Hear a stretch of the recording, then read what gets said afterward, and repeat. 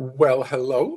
Good morning. Welcome to another Sunday morning coffee with Dr. Childress here. So today I'm going to be talking about my discharge of my duty to protect obligations. Over the next few weeks, I'm in the process of discharging my duty to protect you, the parents and children in the family courts, um, from incompetent mental health services, experimental mental health services, all sorts of bad things, and the child abuse and spousal abuse that's occurring in the family courts. And so um, we're in a very interesting time right now relative to the California Board of Psychology situation that I'm doing some pre-trial like maneuvering back and forth with motions and things, and also preparing my defense document, my final defense document, which is what I'm working on today. So I'll go from this over to working on that. Uh, Dr. Childress in the legal system. Oh my goodness, that's a scary thought. So I don't want to go too far into what's happening at this point in time. There's settlement discussions, but they reopened settlement discussions. The board did, so I provided them with my settlement counter proposal, which is dismiss the charges and accept my duty to protect, receive it, the discharge of my duty.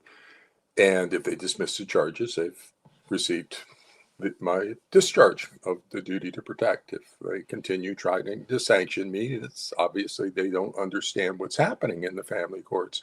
So then I will continue to hold duty to protect a vulnerable population of parents and children in the family courts until there is someone to receive it. And that has to do with a fundamental characteristic feature of um, abuse pathology, and specifically that abuse pathology has a characteristic symptom of isolating its victim from reporting and rescue. Okay, so you can think of any child abuse victim or spousal abuse victim, the perpetrator isolates them from reporting and rescue. And that's exactly what's happened in the family courts. The parents and children over in the family courts have been isolated uh, into this special group of psychologists, an experimental approach to service delivery called this quasi-judicial role is called a forensic custody evaluation that doesn't diagnose or treat pathology, and it's just made up by them. Everybody in the family courts makes up stuff. They make up new assessment procedures. They make up new pathologies. They just do whatever they want, new anything. So so that yeah, the parents and children have been isolated over here. It's the technical terms are institutional capture and or regulatory capture and institutional betrayal trauma. So that's what's going to be happening moving forward.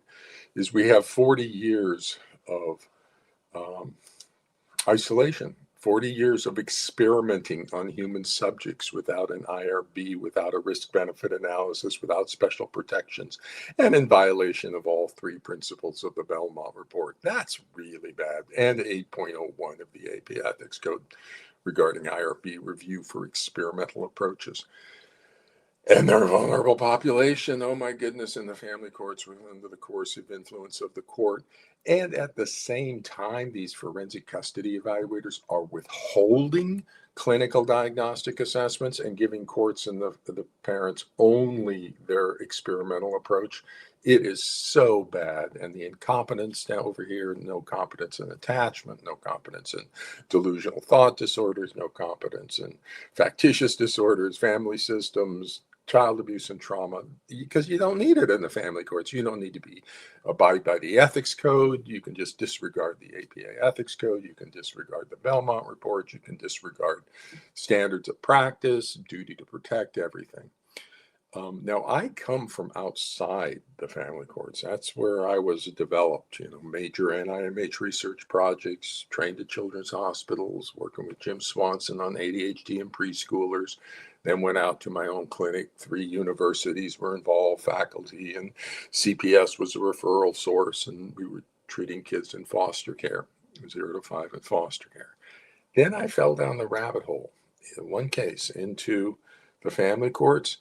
And the moment I arrived here, I recognized what it was. It's a persecutory delusion, triangulation, cross-generational coalition, and child psychological abuse, a factitious disorder imposed on another, because I'm trained, I'm competent in those things. And so because I possess the necessary competence in complex trauma and attachment and all this sort of stuff, you're my pathology. I mean, trauma is my world. I'm a trauma psychologist, specifically child abuse trauma.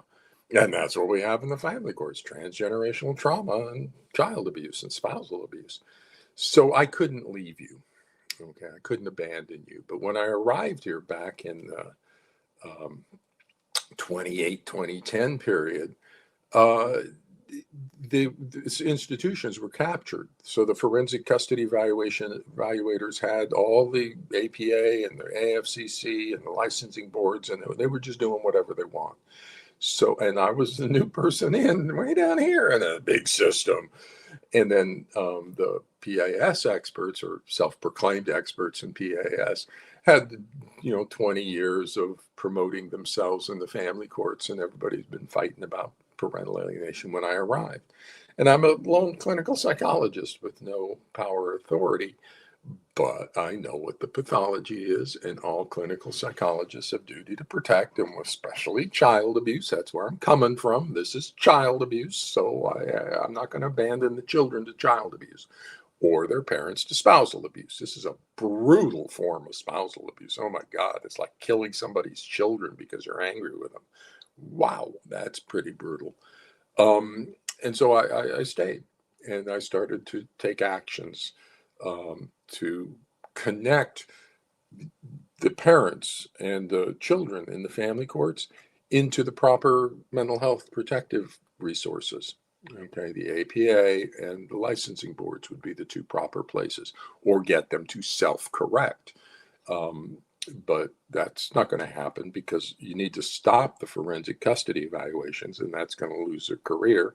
We need to rely on the DSM-5, and that's going to, the PAS experts, supposed experts, are going to lose their standing and everything. And so everybody's holding on to their turf, because that's how they make their car payments. That's their career. And so there's no motivation for any substantive reform or education, because the moment they start doing it, they haven't been doing it this whole time. But the treatment, now, because it's my pathology, the treatment for child abuse is to break that isolation, to get that child to report. And once we get the child's report, we can then move in with protective action. So we need the reporting. But you're captured within the institutions, regulatory capture, institutional capture by forensic custody evaluators. So you can't escape. So what's been my role, is to navigate connecting you to the appropriate professional resources. And I'm out of here. Okay. I don't want to be in the family courts. I want to be early childhood. That's what I trained in, 0 to 5. So this is from a document I will be releasing soon, as soon as we move a little deeper into things. And it's, I call it Exhibit A to my settlement counter proposal. And it documents my duty to protect. And I say, if the board accepts this, then yay, I don't have duty to protect anymore. And I've transferred it now and discharged it to the appropriate regulatory authority. If they continue to try to sanction me, then they're not accepting the discharge of my duty to protect. So I'm continuing to have to hold it. So first, I have a clinical duty to protect children from psychological child abuse and parents from related spousal psychological abuse. That's just flat. I mean, that's just there, done. It's a professionally obligating duty. 3.04 in the APA Ethics Code, avoiding harm. Then I also have ethical obligations under 1.05 when I know there's ethical violations, or when I even suspect there's ethical violations by another psychologist. And absolutely there are. There's violations, it's a cascade. Violations of 2.01, boundaries of competence, 2.04, bases for scientific and professional judgments, 9.01, bases for assessment, 3.04. Basically, what's happening is they don't know the necessary knowledge, that's 2.01, so they don't apply the necessary knowledge, that's a violation of 2.04. Therefore, their assessments and their opinions are not based on information and techniques sufficient to substantiate their findings, violation of 9.01, causing harm to the children and parents who receive a misdiagnosis, inaccurate diagnosis. So it's a cascade of 4. And I've got standard 1.05 obligations to do something, further action appropriate to the situation when I encounter that. And by the way, APA ethics code are not optional. Okay, people in the family courts believe it's optional to apply 2.01, 2.04, 9.01, 3.0. No, it's not. Nor is it optional for me.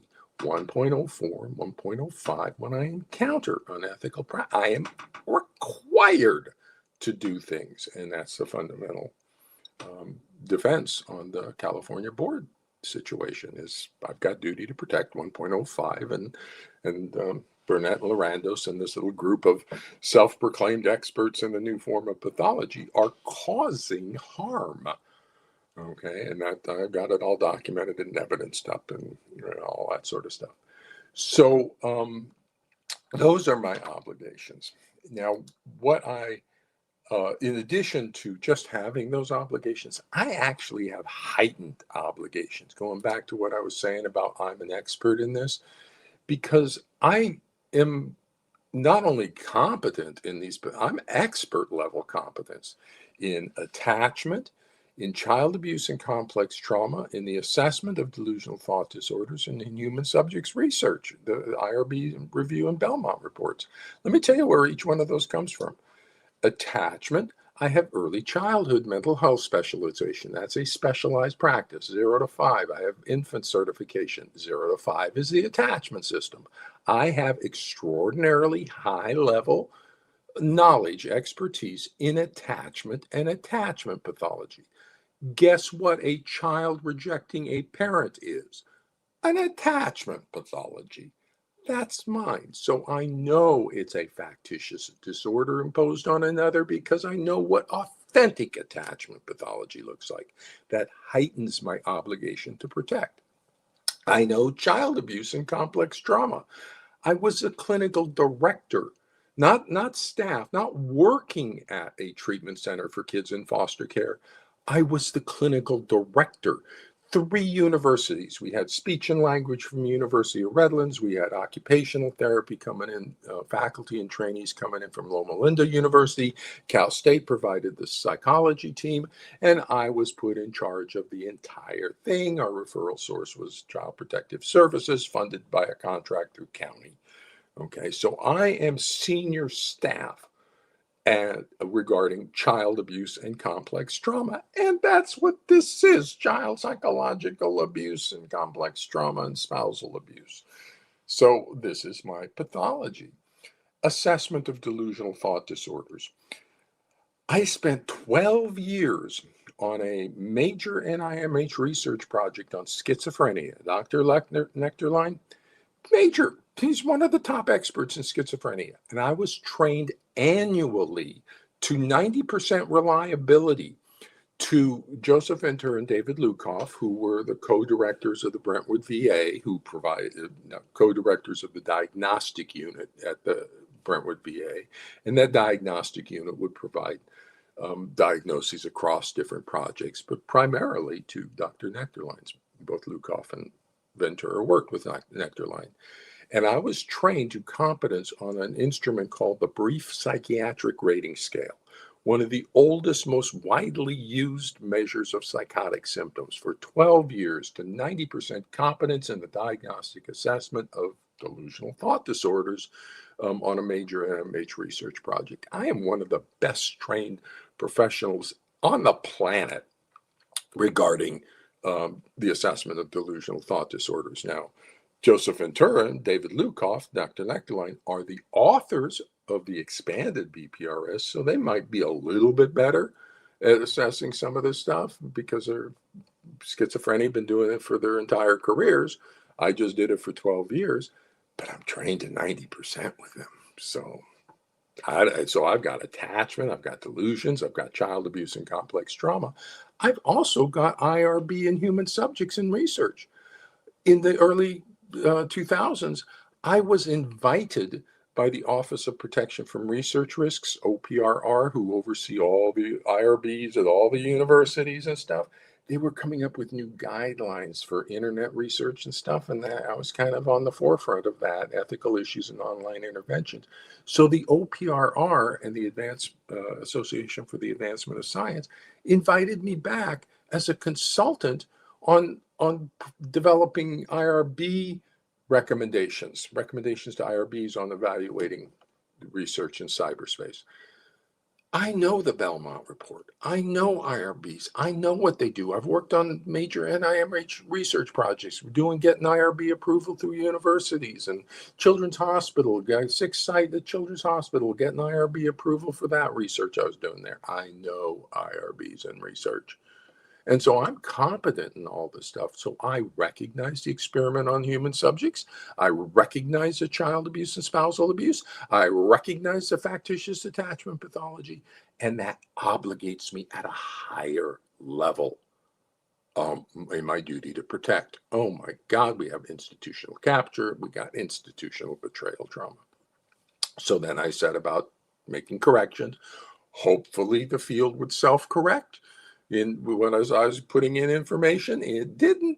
So I kept escalating my interventions up the line. In 2025, I filed 6 licensing board complaints against 6 top forensic custody evaluators for multiple ethical violations.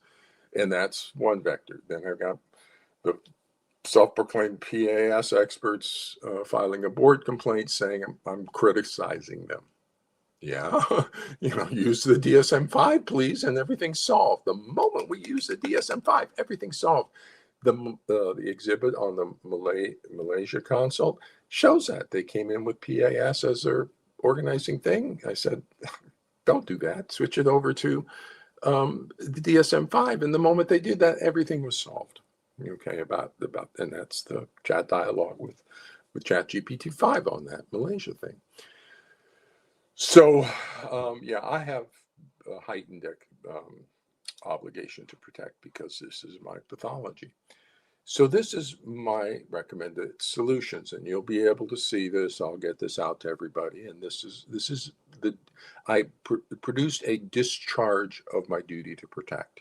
So this is the document. This is the issues that moment I have somebody to receive this and say, okay, it's now our job, like the licensing boards, whose job it actually is to protect the public and ensure ethical practice. As soon as they receive it, I'm done. Okay, I have a duty to protect that needs to be discharged, and it needs somebody to accept it. And that's where we are right now. So here's the first solution in this situation. There needs to be an immediate moratorium on forensic custody evaluations pending IRB review. Critical violation is that they are withholding standard clinical care of diagnostic assessments. That's so bad.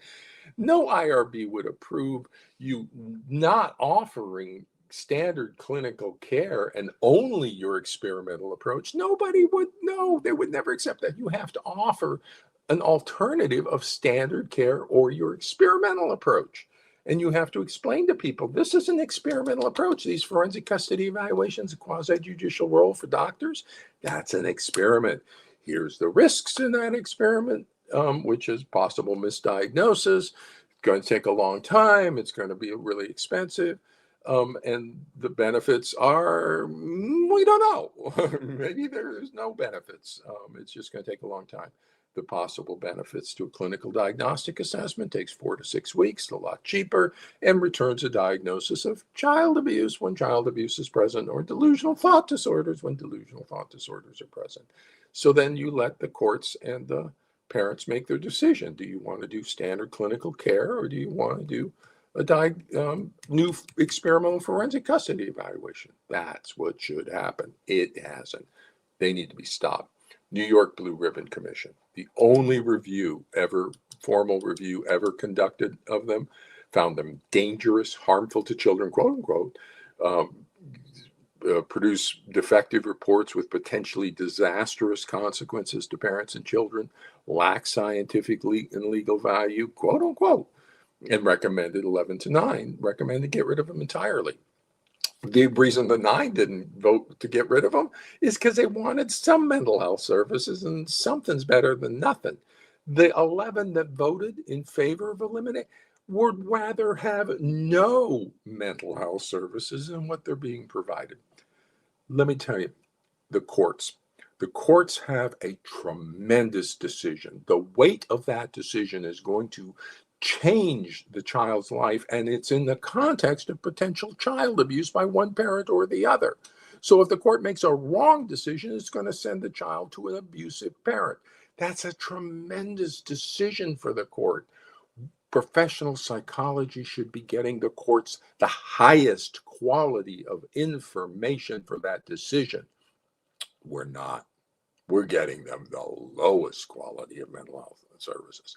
That's an abomination in terms of us as professionals. We need to get rid of the custody evaluations and get the court good information and start protecting the children and start protecting their parents. So that's the first one. Moratorium on forensic custody evaluations until they get an IRB review.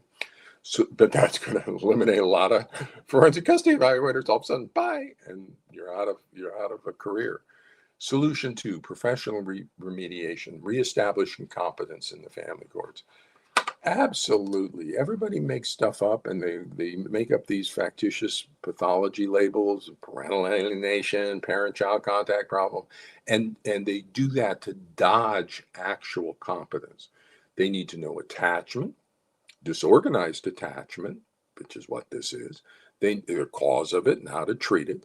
They need to know child abuse and complex trauma, because that's what this is, and it's transgenerational. Personality disorders, they need to know that. Narcissistic borderline dark.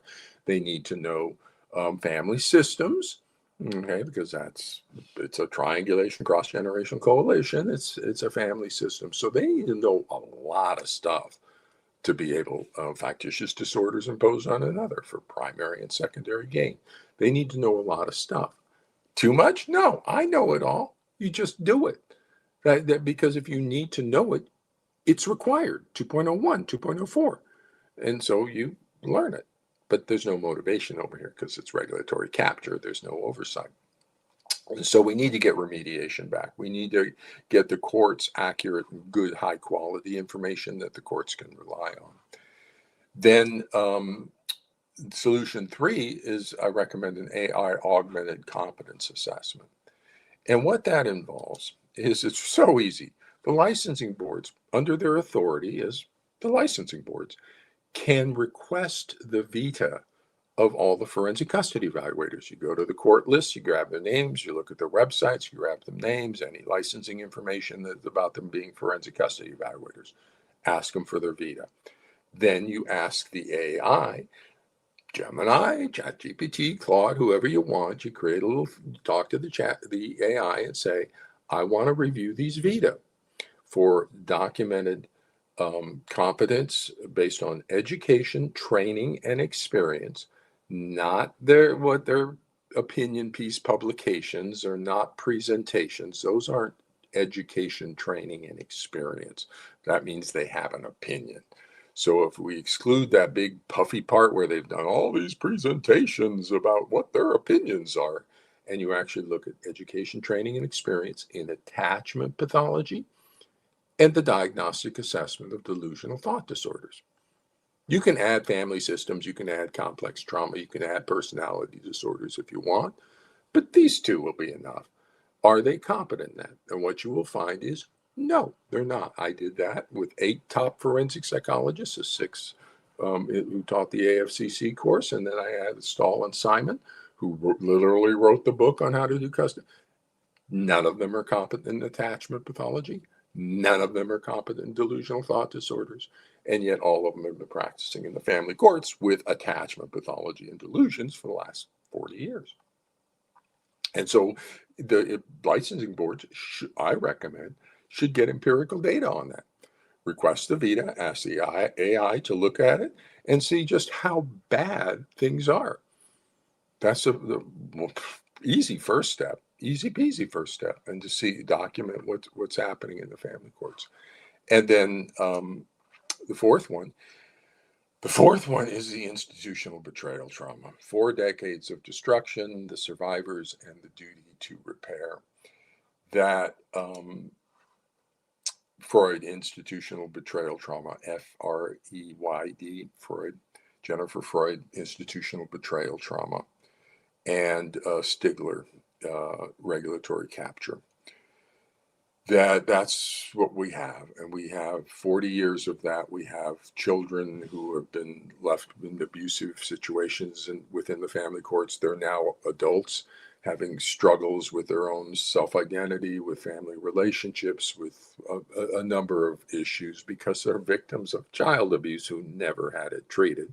We have all the targeted parents who lost their children, traumatic grief. That is called traumatic grief. You ripped somebody away, the children away from a parent. That, oh my God, that's like their life. We in our adulthood, it's either a work or a family, and you take away the role of mother or father from them. Wow, that's traumatic grief, and all of it's been untreated. And so the treatment for institutional betrayal trauma is for the institutions to acknowledge what happened and then do outreach to make it okay. And that classic example of institutional betrayal trauma is that Catholic Church sex abuse, where they tried to cover it up and they're moving the pedophile priests around from jurisdiction to jurisdiction. And meanwhile, the people are betrayed by the institutions that should protect them. This is in that same category and on a larger scale. Okay, because when Claude, as I'm talking to Claude about this, that's the Claude 3 dialogue.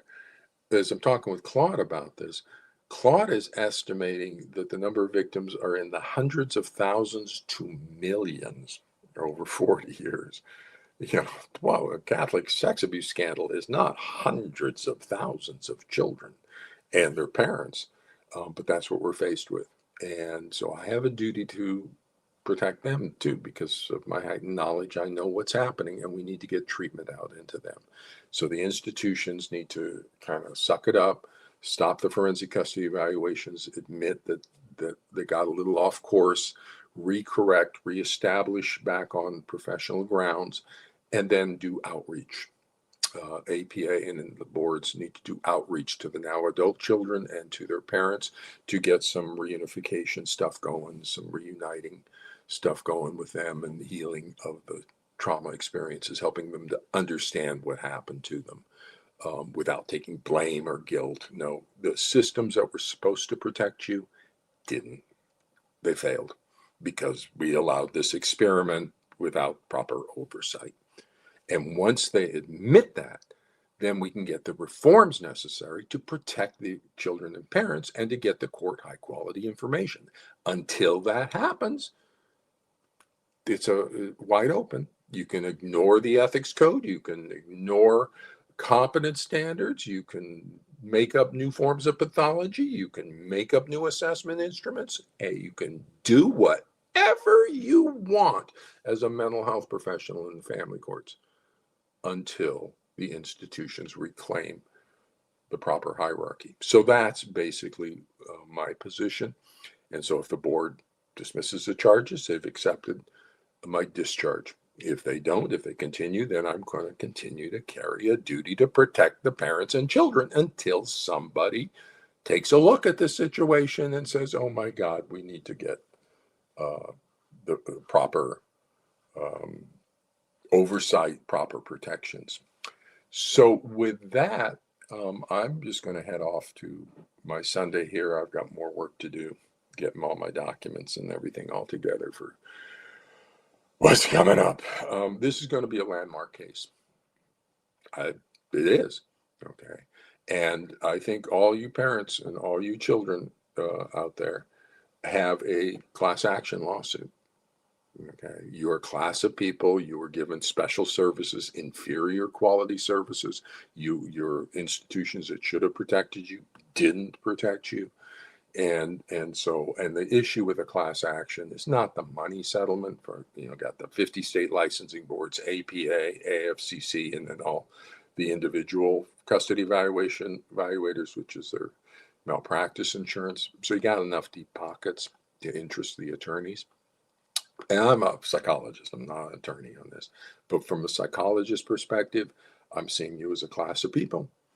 And I'm seeing that potentially that's the only way we can get that institutional betrayal trauma addressed, because institutions try to cover it up. They will try to suppress the whistleblower, sanction the whistleblower. No, we don't. The Catholic Church, they want to suppress and move on because of the bad PR that all this gives them.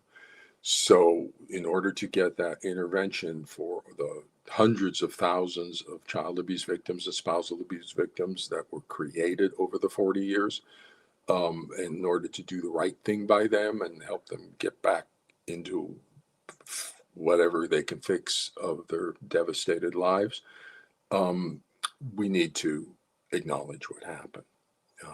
And that if they don't want to do that, then that's where the class action, and that's where you settle out of it and get the APA and licensing boards to do the remediation, stop the forensic custody evaluations, and get high quality services and get the treatment interventions out as part of that whole package. So that, in my view, is kind of where we're headed, and we'll see what happens in 2026. Kind of a wild time. So with that, I'm headed off to more work, and good luck to you all. We'll talk to you soon. Oh, get media over here. Get your state legislators. I don't care where they are, or internationally. Get Kafkas over here, or if you got any family court people, it's a public hearing, so they can get the request for the site where you can log into the Zoom thing and see it. Dr. Childress gets to cross-examine Bill Burnett and Lorandos. Oh my goodness, that's going to be so much fun. Just watching me cross-examine them, and so it's going to be quite an interesting thing. I'm going to have Dorsey Pruder, she's my witness, and so I'm going to have her telling the Board of Psychology what's happening in the family courts. So with that, I'm going to head off to my Sunday.